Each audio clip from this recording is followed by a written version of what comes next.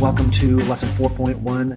In this lesson, we're going to be talking about how to really get deeper into customizing a slide presentation with Google Slides. When you open a new Google slide, you are presented with a screen that looks about like this. It says click here to add title, click to add a subtitle. Great. Before I get to either of those, I'm going to go up here and give my whole presentation a title. I'm going to call it 4.1. I'm going to use that, build off that lesson from before, NBA star presentation. Okay, so I'm going to go ahead and actually add a title first, and we can kind of maybe make it a very similar title here. Maybe I'll say comparing NBA stars. And maybe we want to add a subtitle, Who Will Be the Best? Okay, now that looks pretty boring. Some black text on some white background. One thing that you want to do for most of your presentations is to add some personality with a theme. Now, you might notice right away I have the theme tab over here, and it typically opens new for you when you open a new presentation. But let's say, for instance, that wasn't there. How can we get that? So if we go to Slide up here, we can say Edit Theme, or now right now if I'm clicked on an icon, I can't see it, but if I click away, I see Theme right here. And if I click that, I get this whole navigation over here. And if I add a theme, it will change it. That's a little bit better maybe, white text on black, but we can continue to add and change our themes throughout the presentation. If we later decide we don't like the way it looks, we can change that later. Sometimes the way the title theme is might be great, but you don't like the subsequent pages. So here if I click to add a new slide is up here with the plus, I can see that both of these have like a blue background. Now sometimes your first page and your second page look kind of surprisingly different. So like on this one, the first page has lots of color. The second page is still a white background. So maybe that's not as interesting to you. Okay, so that's the first thing we're going to do is pick a theme. And on our new slide, I'm going to kind of go through almost like a checklist of what we did. We picked a theme. And that's going to change the look of all of our slides in the presentation. Terrific. All right, I'm going to add another slide. And on this slide, what we're going to do is we're going to work with changing the slide layout. Okay, I'm going to click away so I'm not selecting any objects. When I select objects, I obviously get the controls up here for how to edit that. But if I click away, I see a couple of different controls for this slide. And so the one I want now is layout. And if we look at the layout options, we have a title slide. That's great for like the beginning, or maybe if you're going to change major topics throughout. But then some of the other ones we have would be like a 2-column. It's got a title and then 2-column. Maybe we just want 1 column. Maybe we want like a big number to really show off something. Maybe we just want a caption. We know we're going to add a picture. I'm going to go ahead and I'm going to add the 2-column with a title. And here I'm going to talk about a little bit about the ways that we are comparing our NBA stars. And one way we compared them were our measures of center. Okay, and what were those specific measures of center? So underneath, I'm going to make a bulleted list. So up here, we can see our bullets. There's, we can have a numbered list, but I'm just going to make it bulleted. And we use the mean, which, yes, that is average, the median, and the mode. So we added 3 things to that. That's one way we compared the NBA stars. Over here, we also used measures of variability. And I'll add another bulleted list here because we did this with the range, the interquartile range, which is IQR sometimes that we abbreviate, and we did it with mean absolute deviation, often abbreviated MAD. Wonderful. Okay, so this shows us how we can make 2 columns of information there. Terrific. Sometimes from one slide to the next, we want a lot of the information to be pretty similar, but we're just going to change a few things on it, especially maybe if you're having a picture and you're going to talk about that picture with maybe different text next to it each time. So one thing we can do is use the 2-finger or right-click on a particular slide, and we can duplicate it. And there it is again as our next slide as well. Okay, that can be very helpful. Now, as you're talking about things, sometimes you don't want your audience to see everything right away. You want to kind of reveal it as you're making your presentation.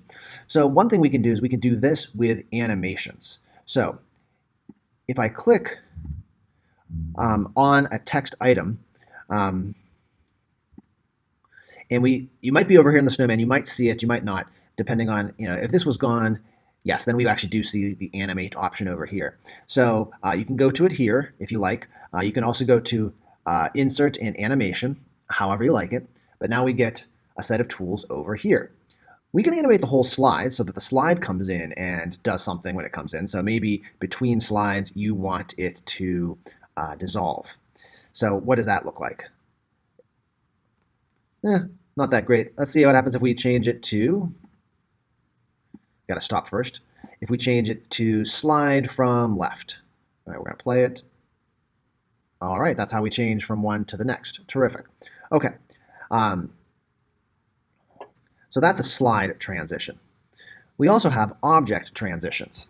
And so if I click on an object, I can see if it has any object animations. So right now it does because I had it clicked on when I clicked on the animate. So if I click the down arrow here, I can go ahead and change the animations. So right now it's set to fade in. Maybe I want it to fly in from the right. Okay, and if I go ahead and play that, first it's going to slide the thing in, and now it's waiting, as it says, to go on click. So if I press enter, ta-da, they all came over there. Well, maybe you didn't even want them to all come in at once.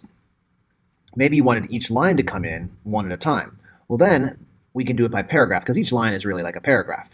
All right, so now if we play it, okay, first the slide comes in, and now nothing's happened yet. So if we hit enter, the title comes in, enter, the mean comes in, enter again, median, and enter again, mode. So we can click one at a time as we're talking about things to bring them into our presentation. Terrific. So this is all one object here, and we could change the speed of it here. We could change what type it is. If we want to make another object have an animation, we can click on that object, and we can click over here, add animation. All right, so instead of maybe flying in from the right, maybe these ones we want to zoom in. We'll kind of see what that looks like exactly, and we'll do that again. We could do it by on-click, or we could have it, if we do after previous, they'll just keep coming one after another without stopping. I like to keep it on click most of the time, and we could do it by paragraph again. All right, so we'll play and we'll see the whole set of animations for this slide. So the slide comes in. Great. If we hit enter or click, these ones are coming in from the right for our first animation, each line. Great. And now for this one, they zoom in at us. That's real nice. And we can go through, and as we're talking about our presentation, we can be actively bringing those words up to draw people's attention to exactly what we're talking about. Terrific. All right, so we're also going to go ahead and add a new slide and show you about inserting a chart. So first, let's add a new slide. Terrific. And on this slide, we are going to be we're going to insert a chart. And I kind of like the two columns, but over here, I'm not going to have more text. That's where I'm going to want to put my chart.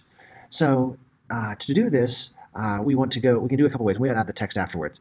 We can go to our insert menu up here. And then if we go down to chart, we could start a new chart right here. But if we've already been making a chart from one of our sheets, we can go down here to from sheets. It'll pull up your most recent sheets first. Give it a second there. And I am going to go back to that NBA data if I can find it. Maybe I'll just type it in here. You can type into search. Okay, I think this one has some of the charts that I want. I'm going to select that. So it will find all the charts that are in that spreadsheet. So we can go ahead and pull up, the LeBron James chart here. And I would recommend keeping it linked to the spreadsheet. That will be helpful for later if you want to, but then we can go ahead and import it. If it didn't, make it this size, the first time I actually did this, it was like so giant. It was like filling my whole screen. I'm like, So you can, of course, grab the corners and resize things and then move it around to wherever you want.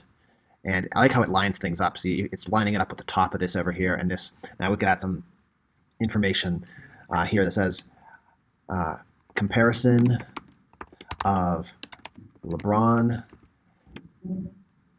in each game to his mean. Notice I didn't go ahead and maybe say every last little word that I want to speak to my audience. I didn't say, the blue line in here is each game connected by a line showing how many points he had, and the red line is his mean across the whole season, and we can see it go up and down. No, that is how you would describe the data. You want a little piece of information over here to just catch the audience attention. Okay, what am I looking at? A comparison of LeBron in each of his games to his mean. Okay, now I've read that. I'm going to turn my attention back to the speaker to hear what else he has to tell me about this graph, or she. Okay, great. So we've made a real basic presentation here.